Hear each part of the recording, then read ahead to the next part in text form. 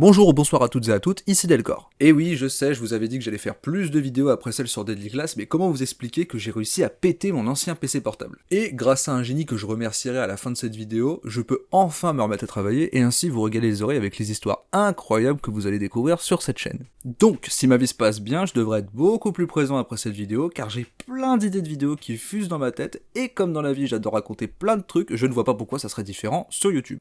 Dans la vidéo d'aujourd'hui, j'aimerais vous faire revenir dans le passé, pour les gens de ma génération comme les générations d'avant. Prenez un siège confortable, préparez-vous à déguster une petite madeleine de Proust que je vous ai concoctée. Aujourd'hui on parle de John Matuszak. Bonne vidéo.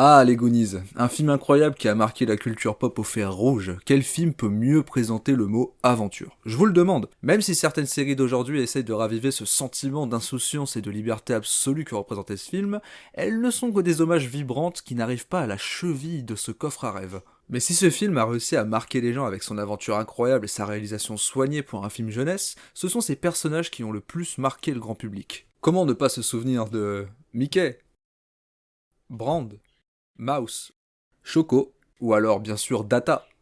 Même le nom de Willy le Borgne devrait vous rappeler des souvenirs. Mais s'il y a bien un personnage qui revient toujours lors des conversations sur les Goonies, c'est bien Sinoc. Comment ne pas se souvenir de cet homme gigantesque à la force herculéenne mais à l'intelligence limitée, avec un design plus que spécial qui en avait marqué plus d'un à l'époque, en bien comme en mal. Mais malheureusement, aujourd'hui, je ne suis pas là pour vous raconter le synopsis de ce film, beaucoup l'ont déjà fait, et même si vous ne l'avez jamais vu, il n'est jamais trop tard pour le regarder, donc ça serait dommage que je vous spoil. Non.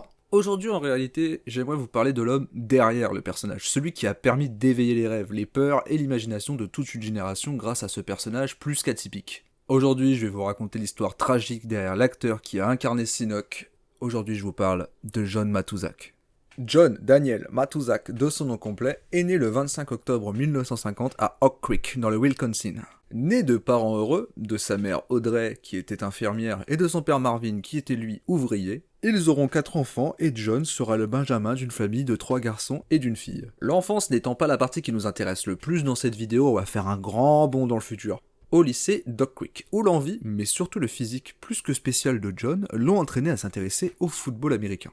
En effet, John n'était, pour ainsi dire, pas un homme qu'on pouvait considérer comme moyen. Avec ses 2,3 m et ses 120 kg approximatifs, il faisait rêver n'importe quel entraîneur cherchant à renforcer son équipe, surtout sa défense. Mais comme l'avenir va le prouver, ce n'est pas seulement son physique qui l'a amené à jouer, mais aussi un talent reconnu pour la discipline. Comme je le disais précédemment, il jouait en tant que défenseur, encore une fois dû à son physique. Il était un mur qu'aucun joueur ne voulait tenter de franchir. Après avoir fréquenté plusieurs universités avec l'envie de découvrir son meilleur potentiel en testant d'autres rôles, c'est réellement le poste de défenseur qu'il fera briller à l'international. C'est à l'université de Tampa qu'il a commencé à graver son nom dans la mémoire de tous les fans de la discipline, devenant la star de la défense de l'équipe. Après des années universitaires intéressantes, c'est en 1973 qu'il est drafté en première position par les Houston Oilers, signant son premier contrat en NFL.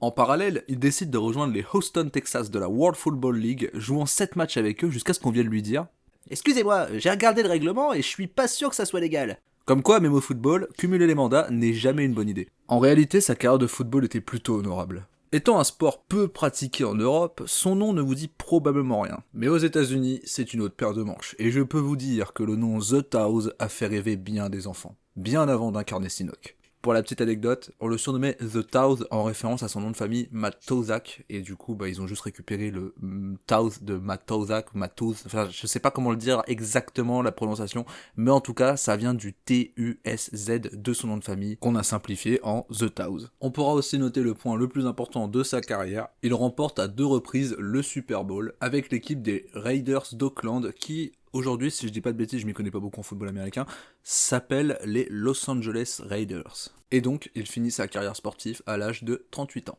Voilà, je vous ai fait un topo de sa carrière sportive, c'était inévitable, mais ce n'est pas ça qui m'a donné envie de vous parler de John Matuszak.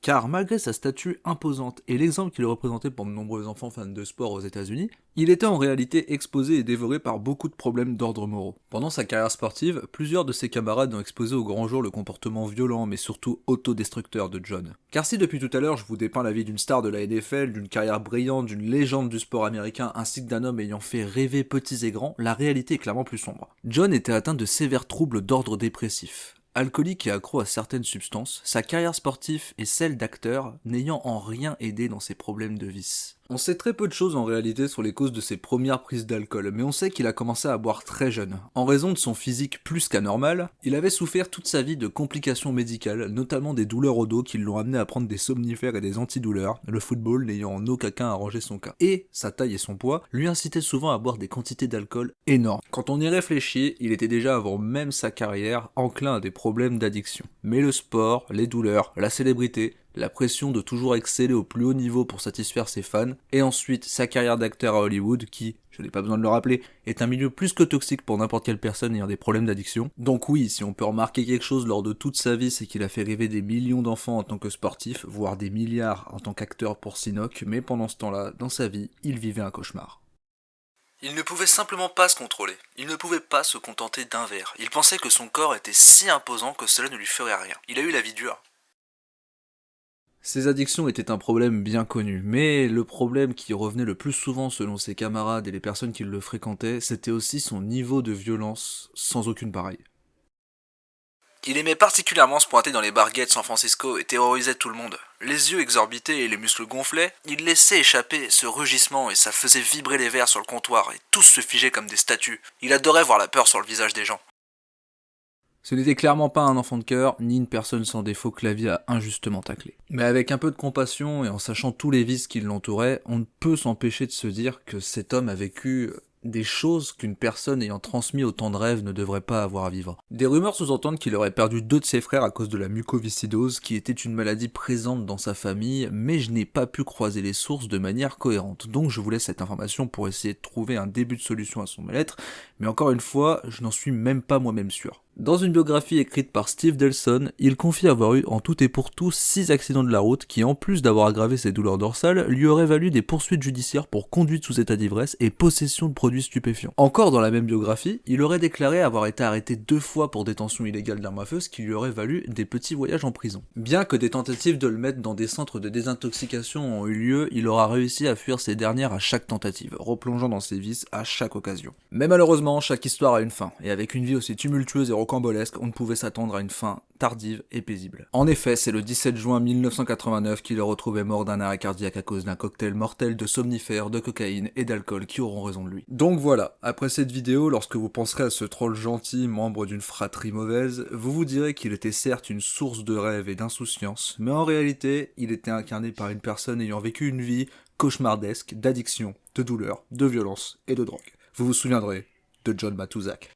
Bon, je profite de la fin de cette vidéo pour remercier le Poto Requiem pour me permettre aujourd'hui de reprendre les vidéos. En effet, sans ordinateur, c'est vraiment pas facile d'enclencher des projets sur YouTube, mais grâce à lui, me revoilà pour vous apporter ma voix sur les ondes et je lui en remercierai jamais assez. Comme vous avez pu le remarquer dans cette vidéo, j'ai pas fait de fulgurance au niveau du montage car j'ai voulu suivre la thématique de ma première vidéo sur Deadly Class, mais je me suis rendu compte en plein milieu du montage que ce modèle m'ennuyait énormément, alors j'ai préféré travailler ma voix, ma diction, mon écriture, etc.